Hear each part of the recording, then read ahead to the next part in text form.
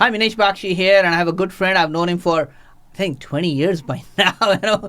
Time does fly, and I'm indebted to him for actually turning me on to a few things which have really helped me in my career as well. So, David, welcome. It's a pleasure to be here, Minesh. Good to see you again. Yeah, I'm so happy that we connected again. It's been a long time. We've been out of touch. Yes. And we've had our own path, and you've been very successful. Yes, have you? Well, I think I'm just climbing the ladder of success a little bit. But yeah, I'm so glad to see your success. Congratulations to you. Thank you. Thank now you. You live in Bloomfield Hills? Live in Bloomfield Hills. Love it. Yes. Married, children? Married for 43 years. 43 years! My God. You married as a toddler. Was it legal by that time? 2 children, 3 Wow. grandchildren. Amazing. And you look happy. That's the same. Very I saw happy. you before as well. Now, the time when I met you, you Yes. were just making a transition. Would that be true? It was. So It tell us a was. little bit about what you did before you became obviously a leadership expert. Sure. Mhm. Well, I had been a corporate expert Yes, for 20 yes. years, a corporate leader. Correct. Worked at Ford Motor Company, Nestle, Thomson Reuters, and enjoyed the work, although there was a passion bubbling up inside me. I would say the last 7 of those 20 years that this wasn't what I was really here to do. Everyone And- told me that this was the perfect thing for you to do, and yet I had this angst that, gee, there was something else, there was another calling, and I just kept suppressing it. I kept suppressing this urge to go out and do some leadership training. I stole as much time away from my job running the companies to train, to coach, and to work on succession of my people, and yet I had to also do my day job.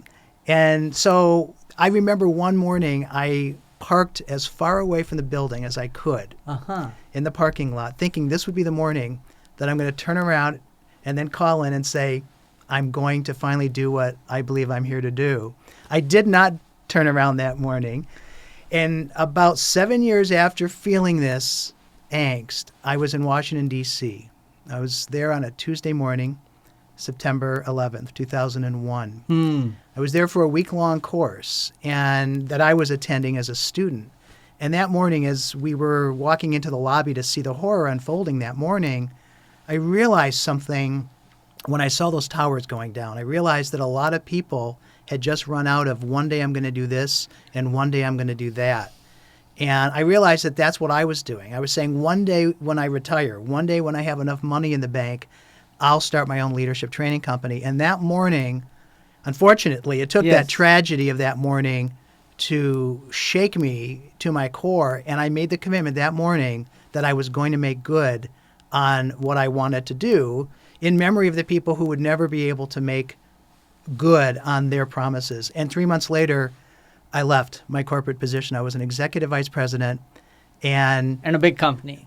big company, and everyone thought I was stark raving mad. My boss, my staff, my customers, my neighbors, my wife and I had a conversation that went something like, how long are we going to give this until you go back and get a real job? And that was... Very motivating. Yes. And that was 18 years ago. Wow. So we're just starting our 19th year this month. That is incredible. So we feel very blessed that what I felt was my calling has ended up working. And I'm so glad because one of the books that you turned me on to was by Patrick Lencioni. Yes. I remember you giving a short presentation on 5 dysfunctions of a team Yes. at our coaching/Saturday that Barry Demp had Yes, put together yes, at that yes, time. And it was a fun conversation, and I am definitely indebted to putting myself in that direction as well. So I appreciate Good. it. So we have a great book here, The Leader's Companion. The Fit Leader's Companion. Yes. So Yes. let's just make sure that people can see the book right there. And here is your beautiful mug shot here. So that looks really nice as well. So tell us a little bit about who are the type of people that you train and what are some of the things that you're training them in? Sure. So we train mid to senior level executives. Usually these are people that work in larger organizations. They've been in their position for at least 2-3 years. And we have 40 different, what we call leadership fitness learning modules that we teach. They're divided into 4, what I call phases of leadership fitness: clarity, confidence, effectiveness, and vitality. So clarity is all about setting direction. Where do I need to take my team? And how do I communicate it in a way that compels followership? Very good point. Mhm. Now, you can be clear and then be afraid Yes. to go there. So there's a lack of confidence. So confidence is the second phase of leadership fitness. Clarity is setting the direction. Confidence is being able to cross that line. It's being courageous. It's being bold enough to go Yes. where you know you need to go based on your clarity. So clarity, confidence, and then you can be clear and confident and be frustrated because you don't know how to make anything happen, because you don't have effectiveness skills. So effectiveness is the third phase of leadership fitness. And then you can be clear, confident, and effective and run out of gas because you don't have vitality. You're not taking care of yourself. You're not aware of the impact of the foods and beverages that you're eating during the day on your energy. You're not taking regular exercise. You're not disconnecting periodically and rejuvenating and renewing your energy. So those are the four components of our model.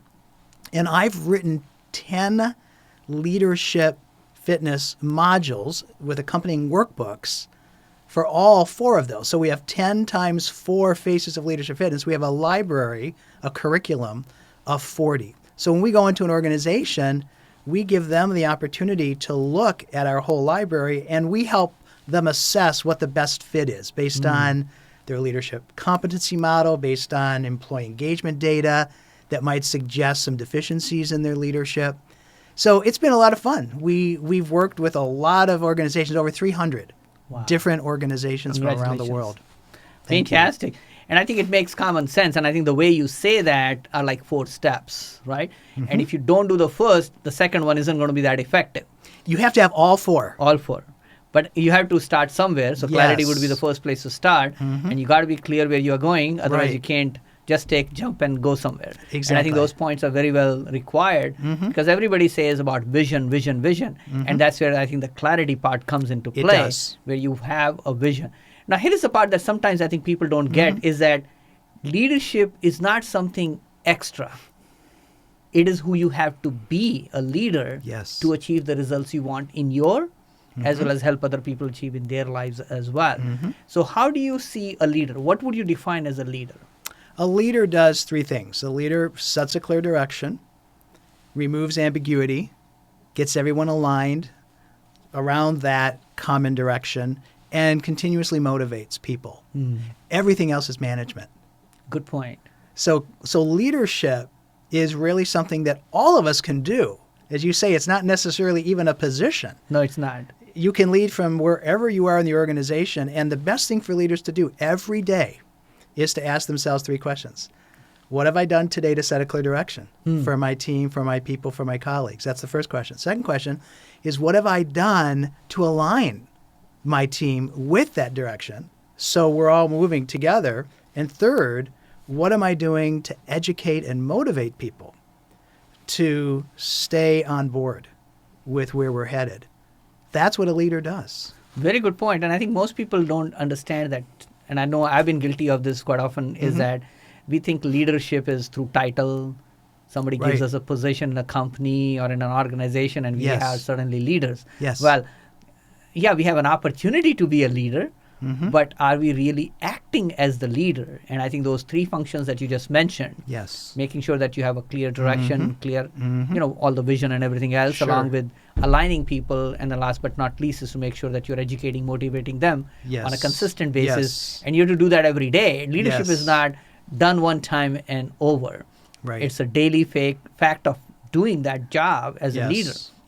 So what are some of the challenges you had in your life making this a success, going from obviously your motivating speech with your wife about when will you go get a real job, right, to finally this one? Well, there were a lot of steps along the way. And some things that didn't work the way I thought they would. I had some early variations of what I was doing, and I ended up doing a lot of one-off programs. A client would call and say, "David, do you know anything about communication?" And I'd say yes, and then I'd go to the library and find out what I needed to teach, and I would teach it. And then they would say, or maybe another client would say, "Do you know anything about conflict management?" And I would say yes, and then I'd go figure out what I needed to teach. So I was working with a coach several years ago, and she suggested to me that I needed to have my own philosophy of leadership. She said, there's tens of thousands of leadership trainers in the world and tens of thousands of leadership coaches.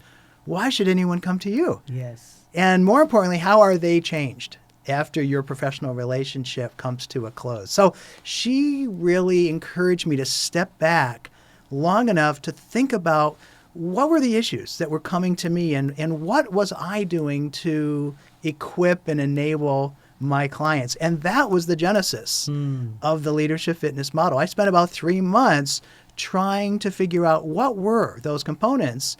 And I realized that people weren't able to set a clear direction. I realized people lacked confidence. Yes. That they didn't know how to get things done. And importantly, they weren't taking care of themselves. So I had my model. And then I started developing a curriculum around it. And then I went back to my existing clients and said, I've got a new program. I would love for you to experience it. And from there, it just mushroomed. And we've trained over 5,000 people now. Congratulations. In our methodology. Thank you very much. See, that's a great accomplishment there. And I think it comes back to, in your case, you became clear about your own direction. Yes, exactly right. And I had the confidence, probably from my corporate career, that I could do this. I had some of the effectiveness skills myself. And I'd always been interested in personal health. And you look in great health. Obviously, people can tell you're over 40. Right. Because you're married for 43 years, right? Exactly. But I've seen you and you've not aged. And I think that's the beauty of last 20 years that I've known you. You still look as vibrant as ever. You still look that passionate about what you're trying to accomplish as well. And I think when you do something you enjoy, you found a way. I was talking to somebody else recently. And they're like, Minesh, you don't look any older than I saw you before. Yes. And I'm like, I think the main part is I have found a way to control my time and money, and not money necessarily as a financial part of it, but I'm able to enjoy life where I control the variables in my life. Okay. And most people are at the victim of their lives in terms of circumstances and everything else. And if you and I make a conscious decision, which you made a conscious decision to be on your own, you decided to create your own curriculum, you decided to go and get your own clients, and you decided to create a business that furnishes your passion, right? Right. And you've been living that for so many years.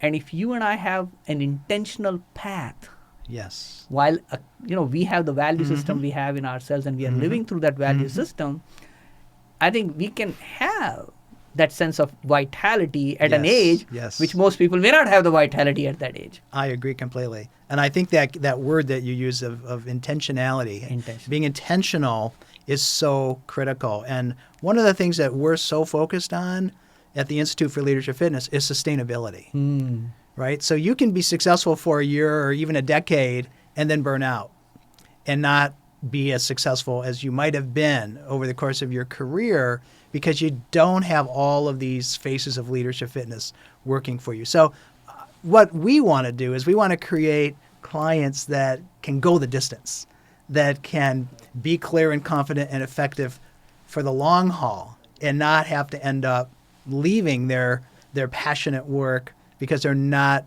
vital. And so that's where the sustainability comes in for us. Very good point. So how do people get hold of you?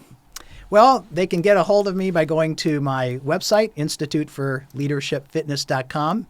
That's my short web address, Institute for leadershipfitness.com. We also have another website, fitleadersacademy.com. Well, so we have an online version of our program as well, and that's on fitleadersacademy.com.